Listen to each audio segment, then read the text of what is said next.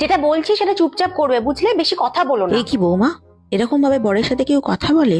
কিছু শিখে আসুনি নাকি বাড়ি থেকে? কেন, আমি কি পরীক্ষা দিতে এসেছি নাকি যে বাড়ি থেকে মুখস্থ করে আসবো? আমার যেটা ঠিক মনে হবে আমি সেটাই করব। এই দেখো না, 1টা বেজে গেল, এখনো অবধি খাবার পেলাম না। এত নড়ে নড়ে কাজ করে, কি বলবো বলো। আমাদের সময় কি আর এসব করতে পারতাম?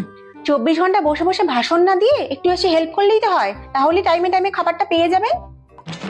কি গো তুমি, যখন তখন ঘর থেকে বেরাচ্ছ, ঘরে ঢুকছো, ঘরে কোনো ডিসিপ্লিন নেই নাকি? কেন, আমি কি স্কুলে থাকি নাকি যে সারাক্ষণ ডিসিপ্লিন মেনটেন করতে হবে?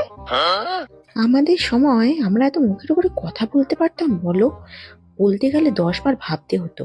আর এখনকার মেয়েরা যা মুখের ভাষা, বাবা তুমি সহ্য করতে পারবে কেন না। মা, এখনকার দিনের ফোন ইউজ করছেন, ফেসবুক, ইনস্টা, ইউটিউব সেসব ইউজ করছেন, বাইরে থেকে খাবার অর্ডার করে খাচ্ছেন, সব এখনকার দিনের শুনতে জিনিস ভালো খারাপ লাগে, লাগলেও কিন্তু এখনকার দিনের প্রত্যেকটা বউটাকে ভালো কথাই লাগে না। কিন্তু বাস্তব।